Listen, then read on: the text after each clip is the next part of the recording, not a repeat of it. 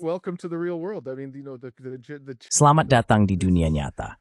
Kita sedang membicarakan contoh yang cukup ekstrem dari fenomena yang telah ada sejak negara-negara kita didirikan. Sebenarnya, kita tidak benar-benar memiliki sistem peradilan di Barat. Yang kita miliki adalah sistem kontrol dan manipulasi politik. Sebagai contoh sederhana tentang betapa timpangnya sistem peradilan di negara kita, sebagian besar warga Kanada tidak mampu membayar pengacara. Biaya pengacara terlalu mahal. Sementara itu, pihak korporasi besar. Dan, Anda tahu, ini berlaku di hampir semua negara barat besar. Korporasi besar dan individu dengan kekayaan tinggi dapat mempekerjakan pasukan penasihat hukum yang sangat kompeten untuk mewakili mereka di pengadilan. Dan sistem hukum begitu kompleks, sehingga jika Anda harus menavigasinya sebagai warga biasa tanpa bantuan penasihat hukum, maka keadilan hanyalah fata morgana. counsel, then justice is a mirage.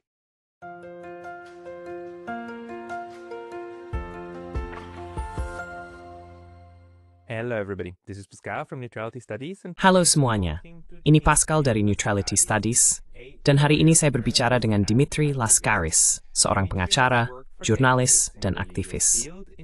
Dimitri telah bekerja selama puluhan tahun di bidang hukum di berbagai firma hukum, dan dia juga seorang YouTuber. Dia memiliki saluran bernama Reason to Resist, di mana dia memposting analisis yang berharga dan berbicara dengan tamu-tamu yang berpengetahuan, seringkali berfokus pada Asia Barat dan, tentu saja, Palestina. Dimitri, selamat datang. Terima kasih, Pascal. Senang bisa berada di sini. Senang sekali bisa mengundangmu. Saya mengikuti saluranmu, menikmati penilaianmu. Jadi saya sudah ingin berbicara denganmu sejak lama. Tapi bisakah kita mulai dengan dirimu sendiri dan latar belakangmu, serta bagaimana kamu bekerja di bidang hukum? How we worked also in the legal field. Well, I was born and raised in Canada, and Saya lahir dan besar di Kanada, dan saya bersekolah hukum di Universitas Toronto. Namun, setelah lulus, saya memutuskan untuk memulai karier hukum saya di New York City. Jadi saya mendapatkan posisi di sebuah firma hukum besar dan terkenal di Wall Street, bernama Sullivan & Cromwell, yang sebenarnya memiliki sejarah panjang dalam kebijakan luar negeri AS. Firma hukum ini adalah tempat asal Allen Dulles dan saudaranya. Salah satu dari mereka, John Foster Dulles, jika Ketua, menjadi Menteri Luar Negeri, dan Allen Dulles, IDCIC, pemain Kenualis Des.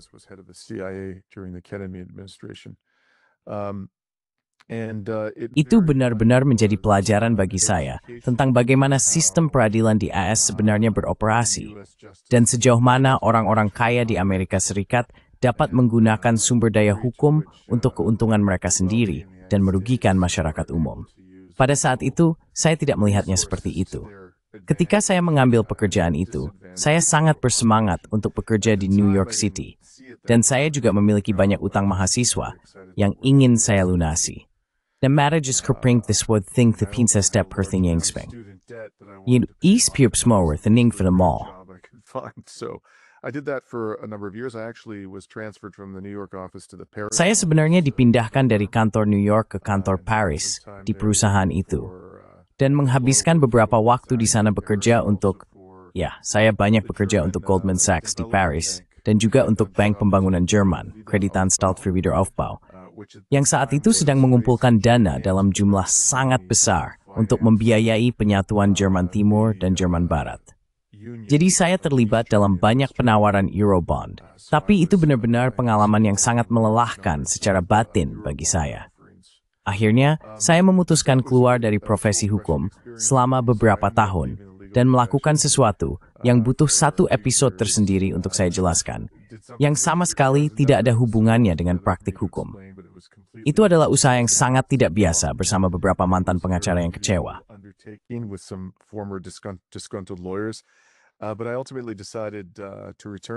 Namun, pada akhirnya saya memutuskan untuk kembali ke dunia hukum. Dan ketika saya melakukannya, saya tidak ingin kembali melayani korporatokrasi. Jadi saya beralih ke sisi lain dan menjadi pengacara gugatan kelompok di Kanada, mewakili dana pensiun serikat pekerja dan individu yang dirugikan oleh perusahaan-perusahaan besar. Saya melakukan itu hingga tahun 2015. Pada saat saya menyelesaikannya, Saya berada dalam posisi keuangan yang memungkinkan saya melakukan apapun yang saya inginkan, termasuk tidak praktikum sama sekali. Jadi pada tahap itu saya memutuskan untuk mendedikasikan diri terutama pada dua kegiatan, jurnalisme independen dan pekerjaan hukum pro bono, yang sebagian besar dilakukan untuk mendukung warga Kanada, keturunan Palestina, dan aktivis solidaritas Palestina di Kanada. And Palestinian solidarity activists in Canada, they have a huge need for legal representation, and many of them can't. Mereka sangat membutuhkan bantuan hukum, dan banyak dari mereka tidak mampu membayar pengacara. Jadi saya sudah melakukan itu selama sekitar 1 dekade. Saya terlibat dalam sejumlah tindakan atau proses litigasi atas nama Gerakan Solidaritas Palestina. Yang paling penting, menurut saya, adalah sebuah kasus yang diajukan terhadap pemerintah Kanada, yang kami mulai pada November tahun lalu. Saya mengerjakan kasus itu bersama 6 pengacara lain secara pro bono. Dan dalam kasus tersebut, kami membuat pemerintah stats belang-belangkan permaisuan visi genosida mensijain kau, yuk the genosida dalam kasus Gaza.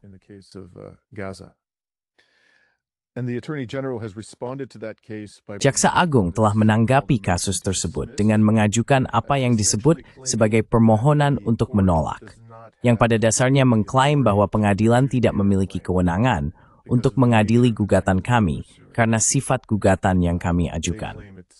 Mereka mengatakan bahwa ini bersifat politis dan melibatkan pertanyaan kompleks mengenai kebijakan luar negeri, sehingga pengadilan seharusnya menolak untuk memproses klaim klien kami. Klien kami adalah 2 warga negara Kanada, keturunan Palestina, yang memiliki banyak anggota keluarga yang terbunuh di Gaza selama 21 bulan terakhir. Maaf atas jawaban yang panjang, tapi itulah kurang lebih ringkasan pengalaman profesional saya.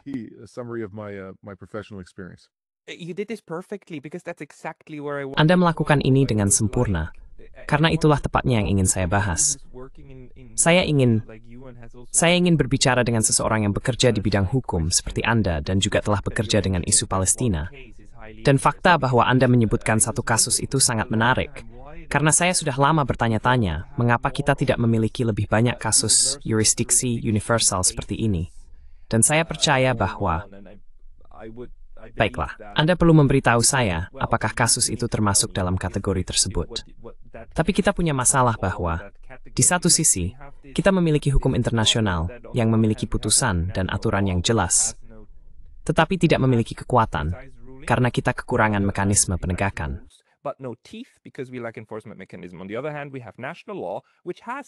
Di sisi lain, kita memiliki hukum nasional yang memiliki kekuatan, tetapi seringkali berkata, oh tidak, kami tidak bisa mengadili sesuatu seperti yang baru saja Anda jelaskan, karena itu adalah urusan internasional, dan kami hanya peduli pada hukum nasional.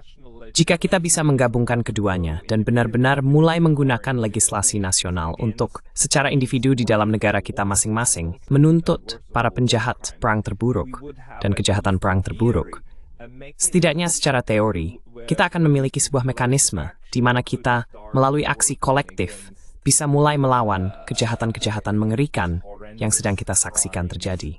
Bisakah Anda sedikit menjelaskan tentang hal itu? Dan bagaimana kasus Anda? Di mana posisi kasus Anda dalam kerangka ini?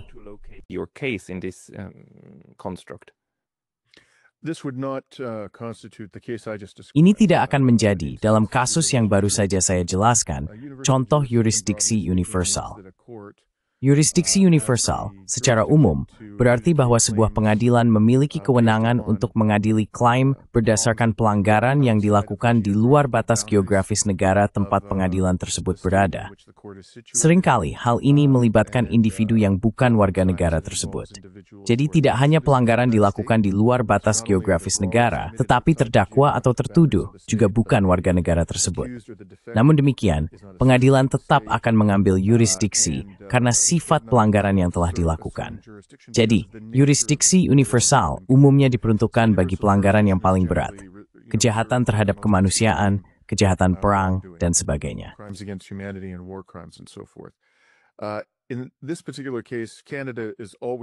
Dalam kasus khusus ini, Kanada selalu tunduk pada yurisdiksi pengadilan Kanada. Setidaknya, pengadilan tempat kami mengajukan perkara kami, yang disebut Pengadilan Tinggi Ontario. Ada banyak pengadilan lain di Kanada, di mana tuntutan terhadap pemerintah Kanada dapat diajukan. Namun karena kasus ini sedang diproses di pengadilan Kanada terhadap pemerintah Kanada atas kesalahan yang telah dilakukannya terhadap warga Kanada keturunan Palestina, secara ketat, hal ini tidak dapat digambarkan sebagai kasus yurisdiksi universal. Sekarang, Kanada memiliki undang-undang dalam berbagai jenis kasus di mana pengadilan diberi yurisdiksi universal. Kami memiliki undang-undang yang diadopsi pemerintah sesuai dengan Konvensi Jenewa dan aksesi Kanada ke Statuta Roma Mahkamah Pidana Internasional. It's accession to the Rome Statute of the International Criminal Court. It's essentially war crimes and crimes against humanity. Pada dasarnya, ini adalah undang-undang kejahatan perang dan kejahatan terhadap kemanusiaan yang memberikan yurisdiksi universal kepada pengadilan untuk klaim semacam itu. Jika memang Anda tahu, mencapai tingkat atau mungkin cara yang lebih tepat untuk mengatakannya adalah turun ke tingkat kejahatan perang dan kejahatan terhadap kemanusiaan. Namun ada cacat mendasar dalam Undang-Undang Kejahatan Perang dan Kejahatan Terhadap Kemanusiaan di Kanada, yaitu bahwa untuk mengajukan klaim semacam itu, Anda harus mendapatkan persetujuan dari Jaksa Agung Kanada. Ketentuan itu dimasukkan ke dalam undang-undang tersebut secara khusus untuk memastikan, meskipun tidak tertulis dalam hukum, saya yakin inilah motivasi politik di baliknya, untuk mencegah orang-orang menuntut kejahatan perang terhadap penjahat perang yang bersekutu dengan Kanada. Ya, penjahat perang yang kita sukai, karena ada penjahat perang dan penjahat perang yang buruk. Dan tak hanya net syok buat kategori penyungguh yang asuk nong sepetno, ya. Precisely. And I'll give you a prime example of this. Tepat sekali. Dan saya akan memberikan contoh utama tentang bagaimana undang-undang ini dirancang sedemikian rupa untuk menggagalkan jenis litigasi seperti itu. Saya percaya itu terjadi pada tahun 2011. George W. Bush ingin datang ke Kanada untuk memberikan pidato yang saya yakin ia dibayar mahal omong-omong di Vancouver, tempat Anda dulu tinggal. Dia akan berbicara di sana. Jadi Center for Constitutional Rights, yang merupakan organisasi Amerika yang melakukan pekerjaan luar biasa di bidang hak asasi manusia, melobi pemerintah Kanada untuk menangkap George W. Bush jika ia menginjakan kaki di tanah Kanada dan menuntutnya berdasarkan undang-undang ini. Pemerintah Kanada tidak menanggapi permintaan itu dan tidak melakukan apapun. Did not respond to that request, did nothing. Now normally criminal matters would be handled by a prosecutor. Biasanya, perkara pidana akan ditangani oleh jaksa di Kanada, tetapi ada kemungkinan bagi warga sipil jika jaksa gagal bertindak untuk memulai apa yang disebut penuntutan pribadi. Dan dalam beberapa keadaan, pengadilan akan memberikan izin kepada warga sipil untuk mengajukan klaim pidana. Dalam kasus ini, Center for Constitutional Rights mewakili individu-individu yang telah disiksa di Teluk Guantanamo oleh pemerintah Amerika Serikat. Mereka mengajukan peradilan di pengadilan di British Columbia, tempat Vancouver Disney, untuk minta izin melakukan penuntutan bagi George W. Bush. Dan pemerintah po tidak ikut campur. And the Canadian government intervened. The prosecutor actually intervened to stop it. Jaksa sebenarnya turun tangan untuk menghentikannya dan berkata kepada pengadilan, lihat, tidak ada kemungkinan Jaksa Agung akan menyetujui kasus ini, penuntutan terhadap George W. Bush. Oleh karena itu, berdasarkan undang-undang yang mereka gunakan, Anda tidak memiliki yurisdiksi untuk memproses penuntutan ini. Dan pengadilan menolaknya, menolak permohonan tersebut. George Bush datang ke Kanada, memberikan pidato, dibayar dengan sangat mahal, lalu kembali ke tempat perlindungannya di Amerika Serikat. Meskipun meskipun ini adalah kasus kejahatan perang yang sangat jelas, karena pemerintahan George W. Bush sendiri mengakui bahwa mereka telah mengizinkan waterboarding dan bentuk-bentuk lain dari apa yang disebut teknik interogasi yang ditingkatkan.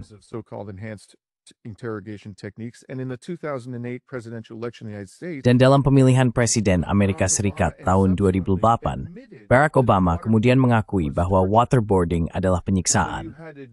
Jadi, ada pengakuan di tingkat tertinggi pemerintahan AS yang seharusnya menjadi dasar yang sangat kuat untuk penuntutan kejahatan perang terhadap George W. Bush.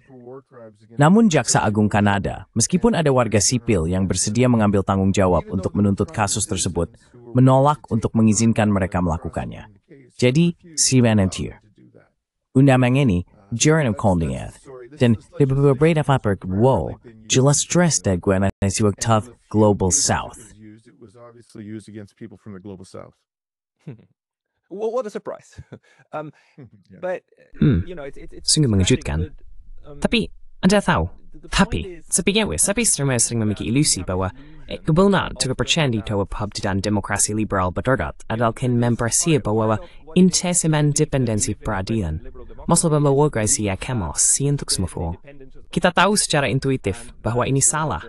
Kita punya banyak kasus seperti itu, tetapi kita memiliki mekanisme tertentu yang ditanamkan melalui undang-undang seperti itu, yang memastikan bahwa ketika keadaan memanas, politik mengalahkan sistem hukum.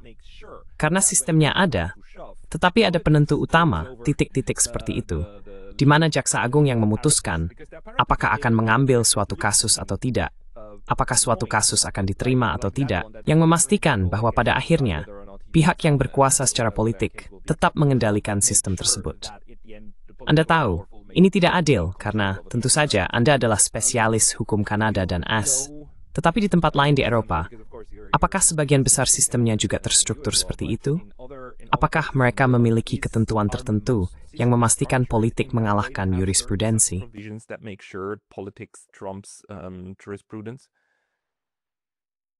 Look, I can't say that I'm Lihat, an expert in- saya tidak bisa mengatakan bahwa saya adalah ahli dalam hukum yang relevan di negara manapun di Eropa. Tetapi sejauh yang saya pahami, rezim yang paling bisa dibilang liberal untuk penerapan yurisdiksi universal dapat ditemukan di Spanyol.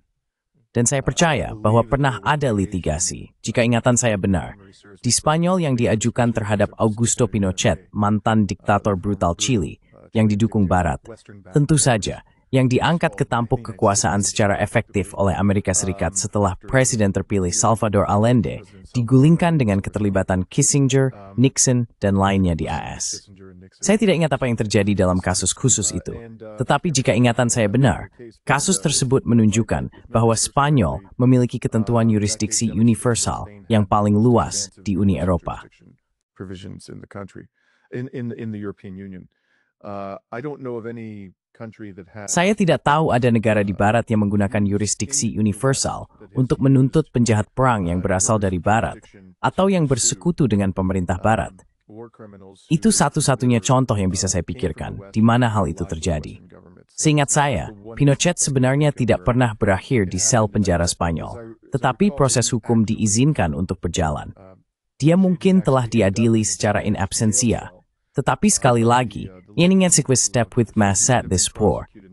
But again, I'm just going from a very rough recollection at this stage. At the end of the day, Pada akhirnya, apa yang saya katakan tentang Kanada, apapun struktur sistem hukumnya, apapun aturan yang berkaitan dengan yurisdiksi universal. Apa yang saya katakan tentang Kanada pada dasarnya juga berlaku untuk setiap negara Barat.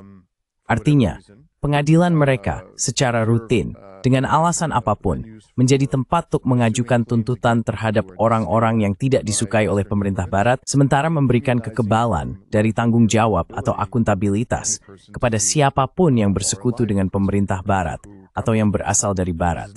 Ini bukan sesuatu yang unik di Kanada.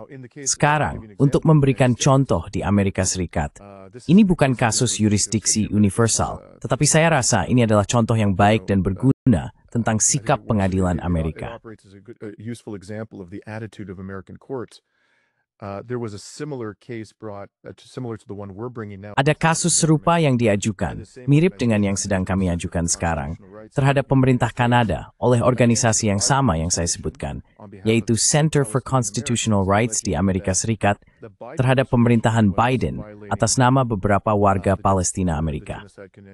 Mereka menuduh bahwa pemerintahan Biden telah melanggar konvensi genosida dan juga melanggar ketentuan hukum domestik AS terkait penjualan senjata kepada pelanggar hak asasi manusia.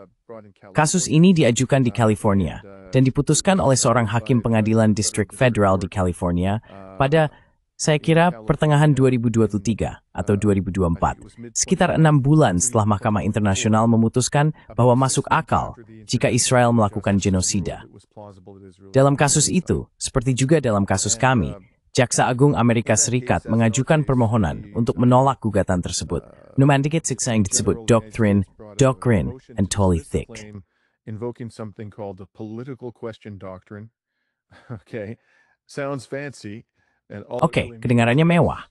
Dan sebenarnya itu hanya berarti begini. Kasus ini terlalu panas, sehingga Anda sebaiknya tidak menyentuhnya, Yang Mulia. Hanya itu maksudnya. Terlalu eksplosif secara politik. Jadi Anda sebaiknya tidak menyentuhnya, Yang Mulia. Sebenarnya itu bukan doktrin sama sekali. Dan hakim menerima permohonan untuk menolak untuk membiarkan kasus ini berlanjut, dan melakukan itu meskipun hakim setuju dengan Mahkamah Internasional bahwa masuk akal jika Israel melakukan genosida. Sebenarnya tidak ada perdebatan dalam benak hakim tentang hal itu. Dan juga tidak ada perdebatan bahwa Amerika Serikat mengirimkan senjata dalam jumlah besar ke Israel yang digunakan untuk melakukan genosida ini.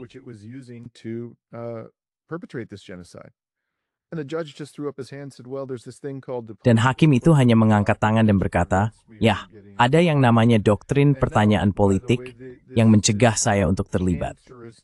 Dan sekarang, omong-omong, doktrin yang bersifat seperti kanker ini, mereka mencoba mengimpornya ke Kanada. Inilah yang sekarang digunakan oleh Jaksa Agung kita sendiri untuk mencegah pemerintah Kanada dimintai pertanggungjawaban dalam kasus yang kami ajukan.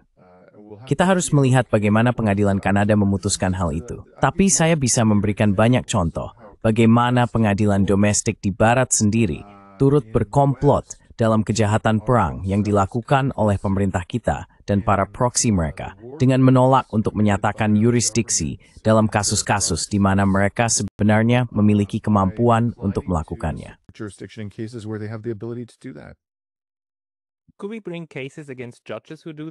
Bisakah kita menuntut hakim yang melakukan hal itu berdasarkan ketentuan ini?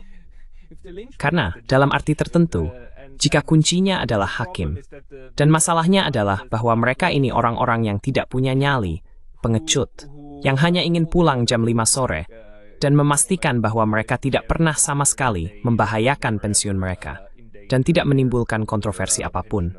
Karena, seperti yang kita tahu, ini sangat sensitif secara politik. Maka mungkin seharusnya ada pedang Damokles lain, bukan hanya yang bersifat politik, tapi juga yang bersifat yudisial.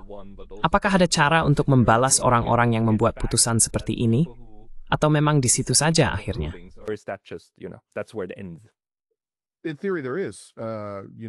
Secara teori, memang ada.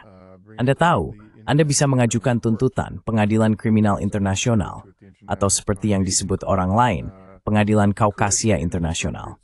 Dapat dalam situasi yang tepat mengajukan tuntutan terhadap seorang pejabat kehakiman.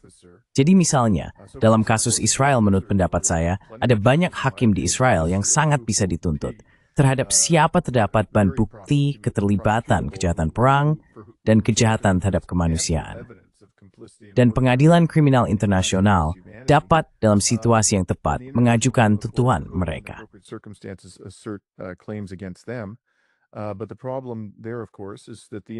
Namun masalahnya di sana tentu saja adalah bahwa lembaga pengadilan kriminal internasional itu sendiri enggan mengadili penjahat perang dari negara-negara barat atau negara-negara yang bersekutu dengan negara-negara barat. Dan lebih jauh lagi, keputusan tentang apakah seseorang akan diadili atau tidak pada akhirnya ditentukan oleh jaksa-jaksa ICC. Jadi jika Anda atau saya sebagai warga sipil ingin pergi ke ICC dan mencari keadilan, kita tidak bisa melakukannya, kecuali para jaksa ICC sendiri memutuskan untuk menindaklanjuti masalah tersebut.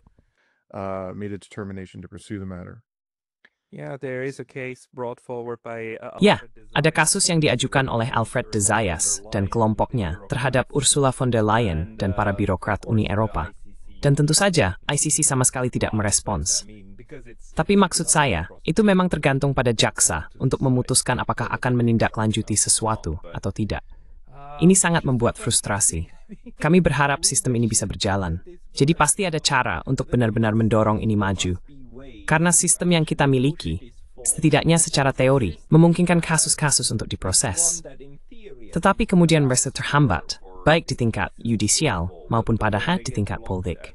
Either the judicial level or in the end the political level. Well, this raises fundamental questions about Nah, ini menimbulkan pertanyaan mendasar tentang tata kelola demokratis di negara-negara barat. Jika kita memiliki politisi yang benar-benar berkomitmen untuk menegakkan hukum internasional dan hak asasi manusia, maka ketentuan legislatif ini yang memerlukan persetujuan Jaksa Agung tidak akan menjadi hambatan, karena Jaksa Agung akan membuat keputusan berdasarkan keadilan dan prinsip-prinsip yang diklaim ingin ditegakkan oleh para pejabat terpilih kita. Jadi, Anda tahu, jaminan terbaik yang kita miliki bahwa apa yang disebut sistem peradilan akan menuntut penjahat perang adalah dengan memberdayakan pemerintah yang benar-benar berkomitmen pada hukum internasional. Itu, sejujurnya dan sayangnya, satu-satunya cara untuk memastikan bahwa semua penjahat perang dibawa ke pengadilan, dan bukan hanya mereka yang kebetulan tidak disukai oleh pemerintah Barat.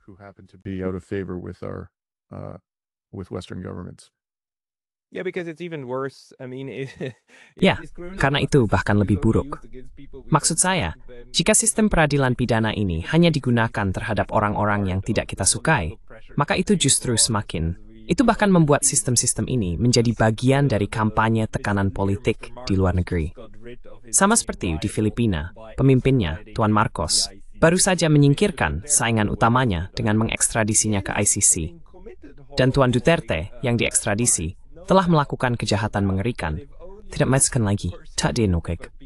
Tapi jemaah yang tidak kita setujui, maka hanya menjadi mekanisme lain dalam kotak peralatan geopolitik.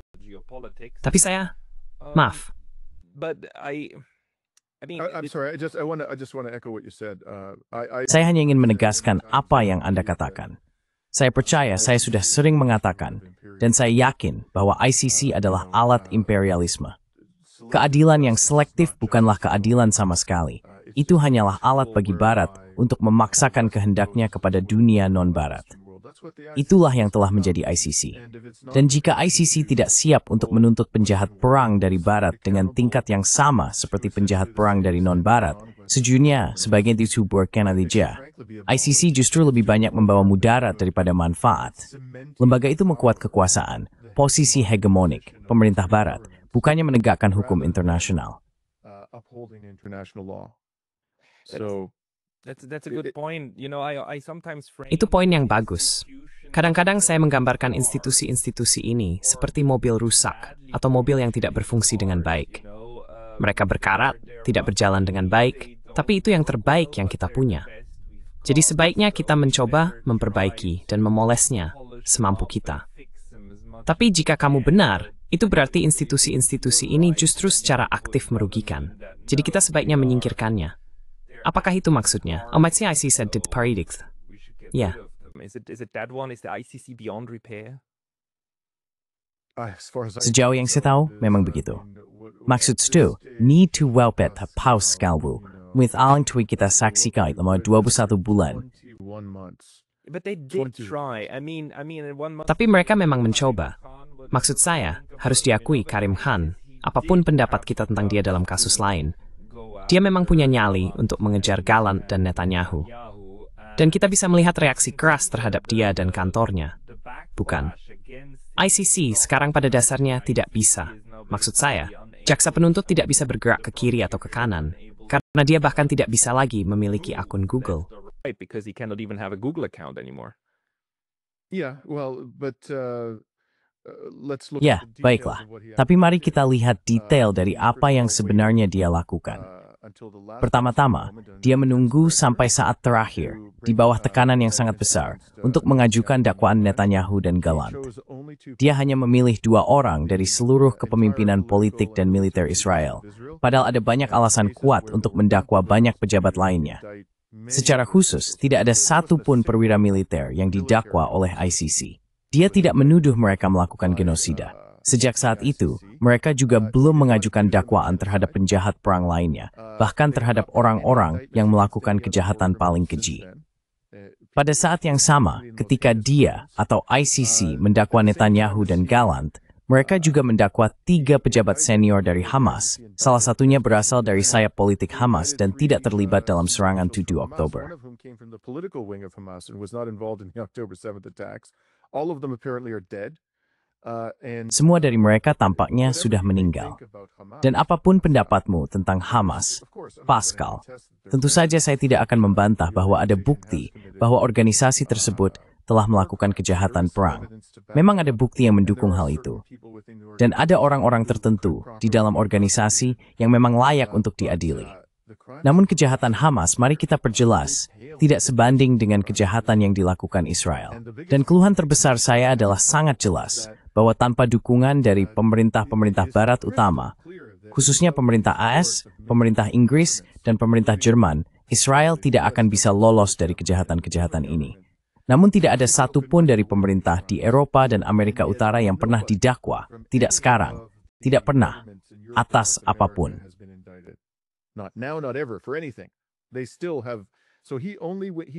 Dia masih punya.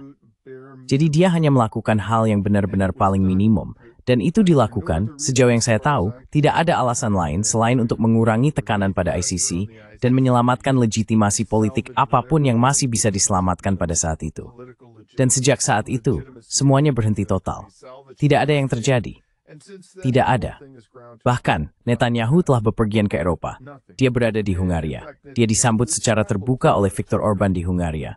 Dia mengatakan, Anda tahu, Hungaria adalah anggota BABA internasional. Orban terang-terangan menolak pidana internasional dan Mahkamah Pidana Nasional tidak melakukan apa-apa. Hanbitheteni, untuk apa? Itu hanya sekadar formalitas. Bahkan tidak menghentikan Netanyahu untuk bepergian ke negara-negara Barat.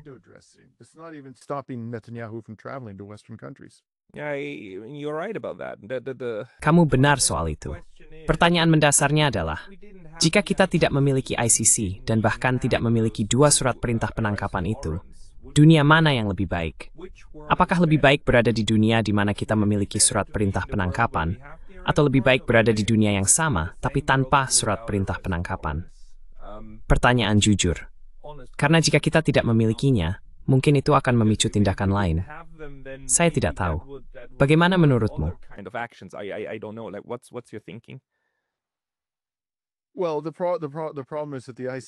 Masalahnya adalah ICC, bukan hanya karena ICC gagal bertindak dalam kasus ini, tetapi juga karena ICC bertindak dalam kasus lain atas permintaan pemerintah Barat.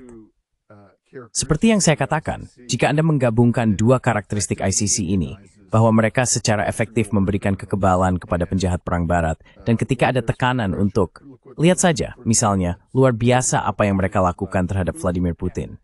Anda tahu, dengan sangat cepat, mereka langsung mengejar Vladimir Putin atas apapun pendapat Anda tentang dakwaan terhadap Putin, apapun pendapat Anda tentang Vladimir Putin. Pada dasarnya, tuduhannya adalah bahwa pasukan di bawah komando Putin memindahkan anak-anak Ukraina dari zona perang dan membawa mereka ke Moskow tanpa persetujuan orang tua mereka.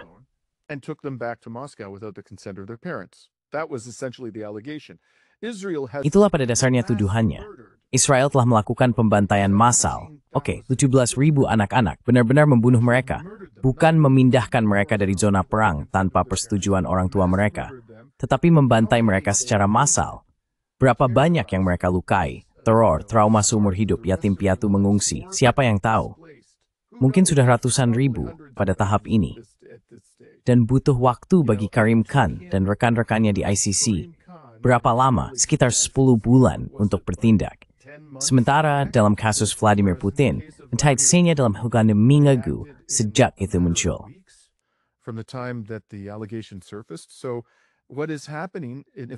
Jadi yang sebenarnya terjadi, jika Anda melihat keseluruhan apa yang dilakukan ICC, adalah lembaga itu hanya menjadi alat hegemoni Barat, dan sebenarnya tidak menegakkan hukum, tidak mencegah siapapun. Apakah ada yang berpikir bahwa para pemimpin Israel telah dicegah oleh dakwaan-dakwaan ini? Apakah Anda melihat bukti bahwa mereka mengambil sikap menahan diri di Israel sejak ICC mendakwa Netanyahu dan Gallant? Sejauh itu, maaf saya mau sengaja tur dari stain yung salt. Remember my stat with the Kirpus toilets oileth. The indictment is toilet paper in Israel. Bahkan lebih parah lagi, mereka menggunakannya untuk memperkuat narasi korban. kami, orang Yahudi yang malang, sedang dianiaya lagi. Mereka telah menciptakan sebuah sistem di mana kejahatan apapun yang mereka lakukan dianggap sebagai bentuk perlawanan dan perjuangan setiap malam, dan apapun yang dilakukan terhadap mereka langsung disamakan dengan penganiayaan ala Nazi terhadap orang Yahudi yang malang. Maksud saya, ini benar-benar luar biasa. Akan sangat sulit untuk menjelaskan hal ini dalam 50 tahun ke depan, karena Anda tahu, sistem yang juga diciptakan di Barat untuk membenarkan bentuk kekerasan massal yang paling mengerikan ini dan membuatnya dapat diterima akan sangat sulit dijelaskan kepada orang-orang yang berpikir rasional dalam 50 tahun ke depan. Tapi Anda benar, dan terima kasih omong-omong. Saya pikir jika Anda mengatakannya dengan cara seperti itu, mga ICC ang berbedanya mawud darat di manfaat, metadaklat imperialisme, yusongit sasitiangt. Of imperialism, which is really too sad. But maybe, what do you think about the ICC? Tapi mungkin, bagaimana menurut Anda tentang ICJ, Mahkamah Internasional, yang tentu saja merupakan pengadilan tertinggi Perserikatan Bangsa-Bangsa? Pengadilan ini memiliki struktur yang benar-benar berbeda, mandat yang berbeda, dan proses pengambilan keputusan yang berbeda. Saat ini, pengadilan ini sedang menangani kasus genosida, dan mereka juga berjalan lambat. Meskipun orang-orang memperkirakan proses ini akan memakan waktu bertahun-tahun. Salah satu argumen utama para pembela terhadap tuduhan genosida adalah bahwa belum ada putusan yang pasti. ICJ hanya mengatakan bahwa ada kredibilitas bahwa kejahatan semacam itu sedang terjadi. Menurut Anda, jika ICJ, dan menurut saya mereka harus, jika mereka sampai pada kesimpulan bahwa ini adalah genosida, jika mereka benar-benar memutuskan bahwa Israel melanggar konvensi genosida, apakah menurut Anda, hal itu mengubah serius dalam hal bagaimana kita dapat menggunakan hukum domestik untuk menuntut para pelaku ini? In order to go after these bastards? I think it could change something, sure. Saya pikir itu bisa mengubah sesuatu, tentu saja. Saya memiliki rasa hormat yang jauh lebih besar terhadap Mahkamah Internasi J dibandingkan dengan ICC. Dan omong-omong, alasan mengapa ICJ lebih menghormati hukum internasional dan jauh lebih siap daripada ICC untuk meminta pertanggungjawaban negara-negara barat beserta sekutu dan proksi mereka adalah karena struktur organisasinya. Pada dasarnya, setiap negara di dunia, berdasarkan keanggotaannya dalam Piagam Perserikatan Bangsa-Bangsa, memiliki kepentingan maksa internasional. Sementara itu, dengan ICC, ada sejumlah negara kuat seperti Amerika Serikat dan Israel, yang bukan anggota ICC, dan lembaga itu oleh pemerintah Barat.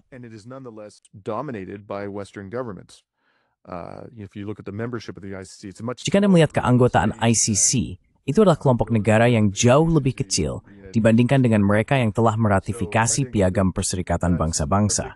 Jadi saya pikir itu adalah bagian besar dari alasan mengapa Anda lebih mungkin mendapatkan keadilan terhadap negara barat di ICJ daripada di ICC. Namun pada akhirnya masih ada masalah. Salah satu masalahnya adalah ICJ hanya dapat mengadili klaim terhadap negara sehingga dapat menuntut pertanggungjawaban individu. ICC bisa mengkithomor, dan Klafheim tidak jukuran eniningtas. And the claim has to be brought by a state. So you and I can't, petition the ICJ. Jadi kamu dan saya tidak bisa mengajukan petisi ke ICJ. Misalnya, tidak ada yang mengejar Amerika Serikat, entah kenapa, terkait genosida ini, bahkan di Mahkamah Internasional. Dan jika warga sipil bisa melakukan hal-hal seperti itu, saya yakin sekarang sudah ada gugatan terhadap pemerintahan Biden, pemerintahan Trump. Tapi hanya negara yang bisa melakukan itu.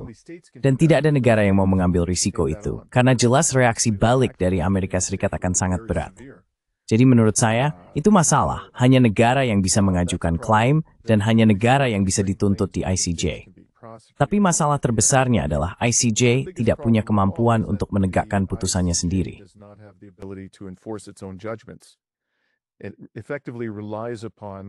Hal ini secara efektif bergantung pada pemerintah nasional dan Dewan Keamanan untuk melakukannya. Dan tentu saja, negara manapun yang terlibat dalam kejahatan oleh ICJ dan memiliki hak veto di Dewan Keamanan PBB akan menggunakannya untuk mencegah penegakan putusan tersebut. Inilah alasan tepat mengapa Israel, meskipun ada penetapan awal oleh ICJ pada Januari 2024, bahwa masuk akal jika Israel melakukan genosida, belum menghadapi penegakan hukum itu oleh Dewan Keamanan Perserikatan Bangsa-Bangsa pun karena hak veto yang dimiliki oleh Inggris, Prancis, dan Amerika Serikat. The veto power of Britain, France, and the United States. No, I mean the system. Maksud saya, sistem itu dirancang dengan sangat baik pada tahun 1945, Anda tahu. Pastikan ada ICJ, pastikan ada mekanisme penyelesaian sengketa, tetapi pastikan juga bahwa semuanya berhenti di Dewan Keamanan, di mana 5 pemenang Perang Dunia Kedua masing-masing memiliki hak veto. Maksud saya dalam hal ini, mereka memastikan bahwa mereka mengeluarkan diri dari proses ini, atau melindungi diri mereka sendiri dari proses tersebut. Namun pada saat yang sama, seperti yang Anda katakan, ICJ adalah cara yang lebih adil untuk melakukan hal itu. Juga karena 15 hakim, atau juga blush, dalam kasus sengketa nyata, berasal dari latar belakang, dari berbagai jurisdiksi.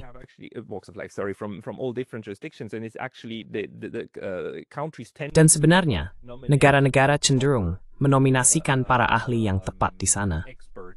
Kita telah melihat hal itu dalam kasus genosida, di mana bahkan hakim Amerika dalam putusan pendahuluan sebenarnya memilih mendukung mosi tersebut, bukan? Karena ada pertanyaan, apakah para hakim akan memilih sesuai dengan preferensi negara mereka? Dan kita telah melihat berulang kali bahwa mereka cenderung tidak melakukan itu. Mereka cenderung memutuskan secara tepat berdasarkan substansi kasusnya. Namun bagi saya, ini menimbulkan pertanyaan tentang bagaimana kita menggunakan putusan ICJ. Karena putusan itu sendiri kemudian memiliki kekuatan di bawah vakum, dan mereka sendiri menjadi bagian dari kumpulan hukum internasional.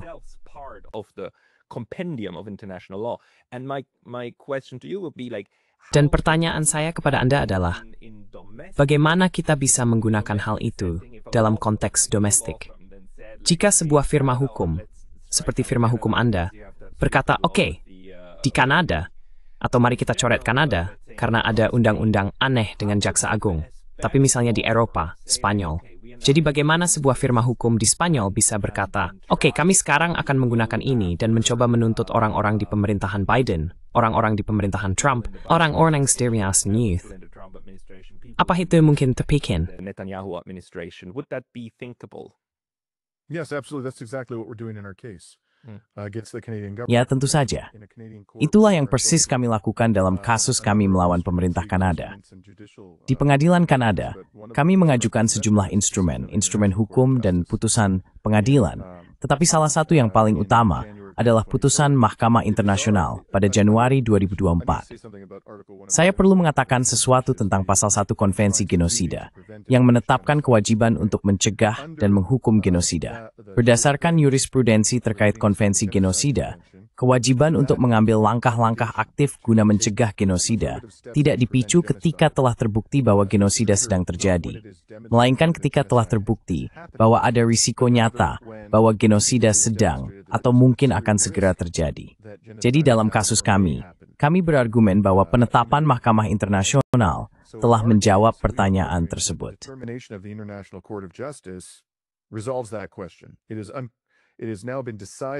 Sekarang telah diputuskan oleh pengadilan tertinggi dalam sistem Perserikatan Bangsa-Bangsa bahwa ada kemungkinan Israel melakukan genosida.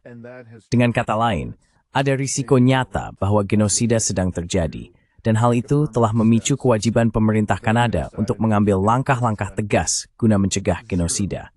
Namun, tentu saja, pemerintah tidak melakukan apa-apa. Tidak ada tindakan berarti yang diambil untuk mencegah genosida. Kanada terus mengirimkan senjata ke Israel. Kanada terus membeli senjata dari Israel. Kanada terus memberikan manfaat perdagangan kepada Israel di bawah Perjanjian Perdagangan Bebas Kanada-Israel. Kanada juga terus memberikan status amal kepada organisasi di Kanada yang menyalurkan dana ke Israel, termasuk ke militer Israel. Kanada mengizinkan warganya untuk bertugas di militer Israel.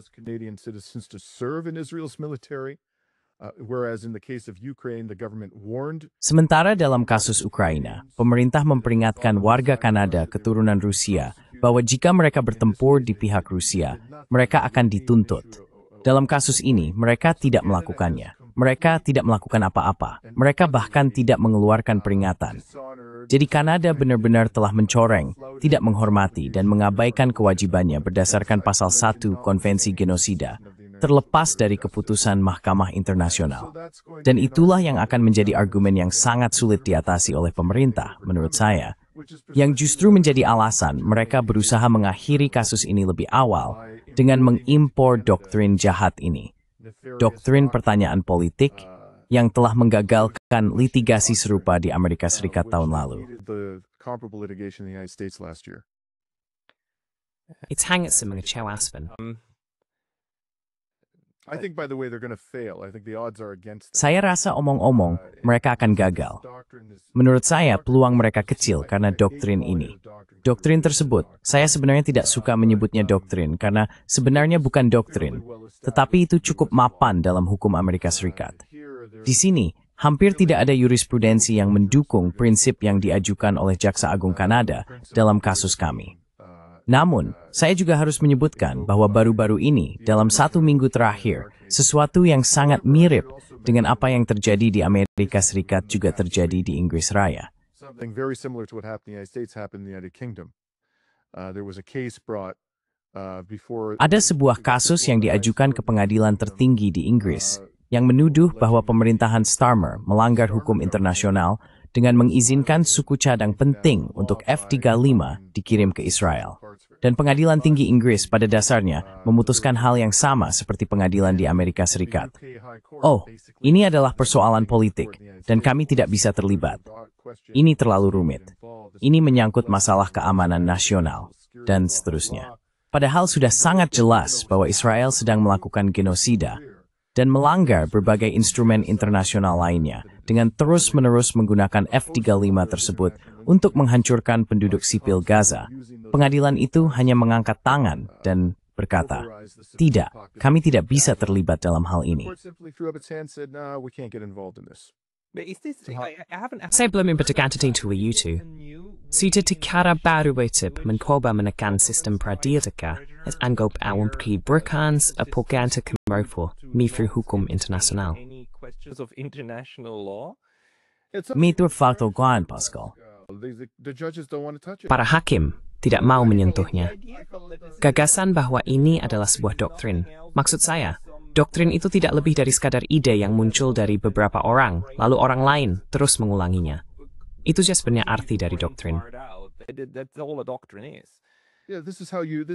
Ya, begini cara melegitimasi kepengecualian yudisial.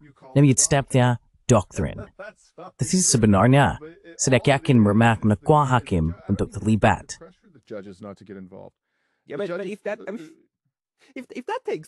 Jika itu mulai diterima, maksud saya, setiap hakim bisa saja besok mulai berkata, "Oh, saya punya doktrin teh di meja saya, yang mengatakan bahwa saya harus melakukan ini atau tidak melakukan itu." Dalam kasus seperti itu, para hakim bisa saja menciptakan doktrin-doktrin baru sesuka hati untuk membuat alasan-alasan yang aneh. Maksud saya, doktrin ini sendiri tidak didasarkan pada jurisprudensi apapun, bukan?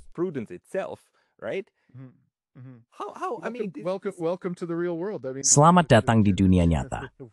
Kita sedang membicarakan contoh yang cukup ekstrem dari fenomena yang telah ada sejak negara kita didirikan. Sebenarnya, kita tidak benar-benar memiliki sistem peradilan di Barat. Yang kita miliki adalah sistem kontrol dan manipulasi politik. Sebagai contoh sederhana tentang betapa timpangnya sistem peradilan di negara kita, sebagian besar warga Kanada tidak mampu membayar pengacara. Biaya pengacara terlalu mahal. Sementara itu, di Matthew Befall dan Haiti di hampir semua negara barat besar, korporasi besar dan individu dengan kekayaan tinggi dapat pekerjakan pasukan penasihat hukum yang sangat kompeten untuk mewakili mereka di pengadilan. Highly capable legal counsel to represent them in the courts. And the legal system is so complex that if Dan sistem hukum begitu rumit, sehingga jika Anda harus menavigasinya sebagai warga negara biasa tanpa bantuan penasihat hukum, maka keadilan hanyalah fata morgana. Itu hanyalah fata morgana. Jika lawan Anda adalah sebuah perusahaan besar dan mereka mampu membayar $2,000 per jam, ini adalah tarif yang mereka bayarkan saat ini di Amerika Serikat. Anda tahu, perusahaan-perusahaan kepada penasihat hukum terbaik $3,000 per jam. Tidak ada warga biasa yang mampu membayar itu. Tidak ada warga biasa yang mampu hukum sebesar itu. Jadi sekarang Anda melihat semakin banyak orang yang pengadilan di Kanada dan juga jadi di Amerika Serikat tanpa didampingi pengacara. And this is true of the United States, unrepresented. And they're going up against corporate litigants that have Dan mereka harus berhadapan dengan para penggugat korporat yang memiliki, seperti yang Anda tahu, pengacara-pengacara paling hebat yang bisa dibeli dengan uang. Anda pikir Anda akan mendapatkan keadilan dalam situasi seperti itu? Tidak mungkin. Tidak mungkin. Jadi sebenarnya kita perlu menyadari kenyataan tentang bagaimana sistem peradilan kita yang katanya adil itu benar-benar berfungsi di seluruh negara barat. Organisasi-organisasi ini ada untuk memperkuat dan mempertahankan kekuasaan para elit, bukan? Mereka memang selalu ada untuk tujuan itu. Dan hal ini terjadi setiap hari, 24 jam sehari, di setiap pengadilan di setiap negara barat. Hanya saja hal ini jarang dibicarakan. every Western country. It's just not talked about. Jesus Christ, this talk is more depressing than I thought it would be. Ya ampun, pembicaraan ini lebih membuat depresi daripada yang saya kira. Tapi tunggu sebentar. Oke. Jika kita perlu menyelesaikan masalah ini di tingkat politik, maka mari kita lakukan di tingkat politik. Tapi apa cara terbaik untuk mencapainya? Maksud saya, misalnya satu lagi jalur untuk menciptakan semacam bukan litigasi tapi adjudikasi dalam hukum internasional adalah arbitras. Dan arbitras biasanya tidak digunakan untuk isu-isu hak asasi manusia dan sebagainya. Tapi menurut saya, ini adalah salah satu instrumen yang sedang berkembang saat ini, terutama di bidang korporasi.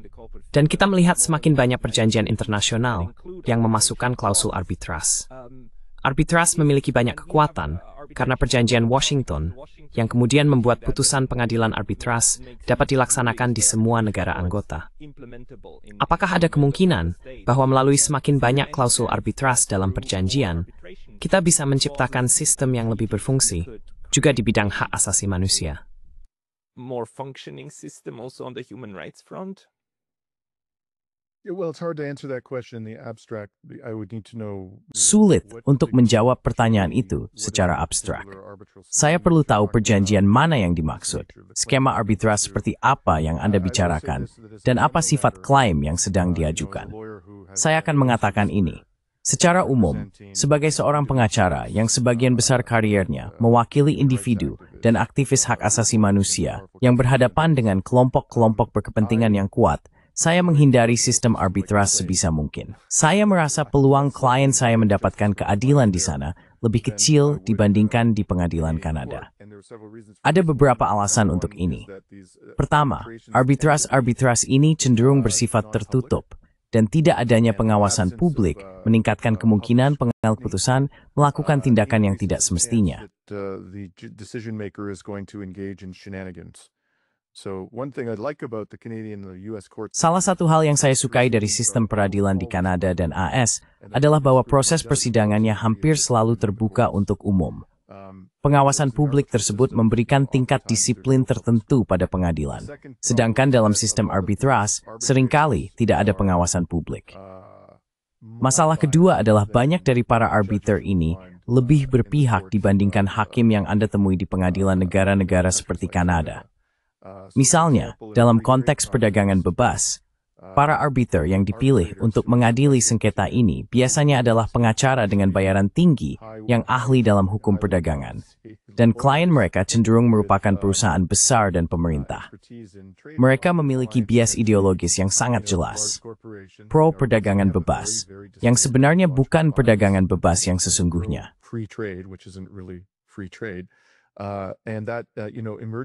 Dan hal itu, Anda tahu, muncul dalam cara mereka memutuskan sengketa yang ada di hadapan mereka. Jadi saya sebenarnya tidak terlalu percaya pada sebagian besar sistem arbitras karena kurangnya transparansi dan karena adanya bias ideologis dari para hakimnya. Selain itu, seringkali ada hak penemuan fakta yang lebih terbatas. Anda tahu, kemampuan kami sebagai pihak yang berperkara untuk memperoleh bukti relevan yang dimiliki oleh pihak lawan yang sifatnya tidak publik tetapi diperlukan untuk membantu klien saya menuntut klaimnya. Jadi biasanya kemampuan pihak yang berperkara untuk melakukan hal itu sangat terbatas dalam arbitras. Kemampuan itu jauh lebih luas jika dilakukan di sistem pengadilan. Jadi secara umum, saya benar-benar berusaha menghindari arbitras sebisa mungkin. Thank you for that, for the assessment. Terima kasih atas penilaiannya. Mungkin satu pertanyaan lagi. Untuk melanjutkan litigasi ini juga di tingkat nasional terkait isu-isu hak asasi manusia internasional, alat apa yang Anda harapkan ada, namun saat ini belum tersedia?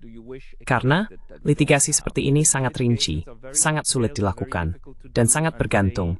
Maksud saya, Anda pasti harus mencurahkan begitu banyak jam kerja untuk itu. Jika kita memiliki sistem berbagi informasi, sistem TI, atau sistem AI yang memungkinkan berbagi lintas yurisdiksi, bukan hanya informasi, tetapi juga kemampuan untuk membandingkannya secara sistematis. Apakah itu akan membantu? Atau sistem seperti apa yang Anda harapkan ada agar perjuangan litigasi nasional ini menjadi lebih mudah dan lebih kompatibel satu sama lain? Easier and more compatible among each other. Well, the number one impediment by far. Nah, hambatan utama yang paling besar di Kanada dalam upaya mengejar penjahat perang adalah ketentuan dalam Undang-Undang Kejahatan Perang kami yang mengharuskan adanya dari Jaksa Agung. Jika ketentuan itu dihapus dari undang-undang kami, saya curiga hal serupa juga ada di banyak negara lain yang menjadi anggota Mahkamah Internasional. Israel memay the future solid merip yung mastin twenjor in seleng in grind predu to zine method. And had to happen the cronistu. Then the sewer gets that bail with zing adult upo umring the happy fall. Private citizens were permitted to prosecute, so we weren't relying upon prosecutorial Jadi, discretion. kami tidak bergantung pada diskresi penuntutan untuk mengejar orang-orang ini. Kami sebagai warga sipil bisa mengejar mereka sendiri. Wah, itu akan benar-benar mengubah permainan. Bahkan sistem litigasi, meskipun dengan segala ketidaksempurnaannya, tetap akan menjadi alat yang sangat-sangat kuat untuk menegakkan keadilan. Karena ada begitu banyak kasus yang keterlaluan dan mengerikan di luar sana, di mana tidak ada hakim yang memiliki sedikit saja hati nurani. Jika mereka diberi wewenang untuk bertindak, bisa melakukan apapun selain menghukum terdakwa. Contoh yang jelas adalah genosida yang sedang terjadi di Gaza. An obvious example being the genocide that's going on in Gaza. So, to me, if I Jadi menurut saya, jika saya bisa melakukan satu hal, jika saya bisa mengayunkan tongkat sihir dan melakukan satu hal di Kanada, itu adalah menghapus ketentuan yang mengharuskan persetujuan Jaksa Agung dan mengizinkan warga sipil untuk mengajukan kasus yurisdiksi universal terhadap penjahat perang. Kita benar-benar bisa mencapai banyak hal dalam hal itu, tetapi itu memerlukan perubahan undang-undang. Dan agar itu bisa terjadi, kita harus menyingkirkan elit politik yang telah mengendalikan negara ini sepanjang periode pasca Perang Dunia II dan menggantinya dengan orang-orang yang benar-benar peduli pada hukum internasional dan hak asasi manusia. Sayangnya, semuanya memang bermula dari situ. You know, it all starts there, unfortunately. Yeah, but that's a good answer. Ya, tapi itu jawaban yang bagus. Dan ada pertanyaan untuk semua yang mendengarkan, atau untuk orang-orang yang masih mendengarkan setelah 50 menit. Apakah kalian tahu ada negara yang seperti itu? Karena jika memang ada negara yang melakukan hal tersebut, dan saya tidak hanya bertanya pada kamu, Dimitri, tapi pada semua yang mendengarkan, hubungi kami, karena akan menarik untuk membandingkan kasus-kasus ini dan melihat apa yang bisa terjadi di tempat-tempat seperti itu. And what can happen in such places. Again, I think Sekali lagi, saya rasa Spanyol mungkin memiliki itu, tapi saya tidak sepenuhnya yakin. Saya pernah membaca beberapa artikel selama bertahun-tahun yang menunjukkan bahwa Spanyol memiliki sistem yurisdiksi universal yang sangat luas untuk kasus kejahatan perang. Tapi saya bisa saja salah. but I could be wrong. We need to compare this because this needs to be fixed. I mean, if it's Kita perlu membandingkan ini, karena ini perlu diperbaiki. Maksud saya, jika hanya 2 undang-undang ini, itu bisa diperbaiki. Mungkin akan memakan waktu beberapa dekade, tapi ini bisa ditingkatkan. Dimitri, terima kasih banyak. Kamu benar-benar menjawab banyak pertanyaan saya. Kamu punya pemikiran analitis yang sangat brilian. Orang-orang yang ingin menonton lebih banyak darimu tentu saja harus mengunjungi kanalmu, dan saya akan menautkannya di deskripsi tentu saja. Maaf, apa judulnya? Reason to Resist, Reason to Resist. Reason to resist. Reason to resist, not With it's If you ever have smalib mo, where di or dua. number 2. So it's R2R. Isinining R2R, Ru R, alasan untuk melawan. Mabray sematan demenan and Bithkibif Tuster. Where you publish your work? I'm on Substack. Siya ada di Substack. Aktif di berbagai media sosial, hembuskan tahu berwalin situ. Ino mahigit dan Reason to Resist di Substack. On Substack as well. Okay, I will. Baik, may cafon bos sa semoga ith di deskripsi mis. Dimitri Laskaris, terima kasih was pupuan ina. Your time today. Thank you. With tots, ska, and says that berbichik din you. Jagating, strength.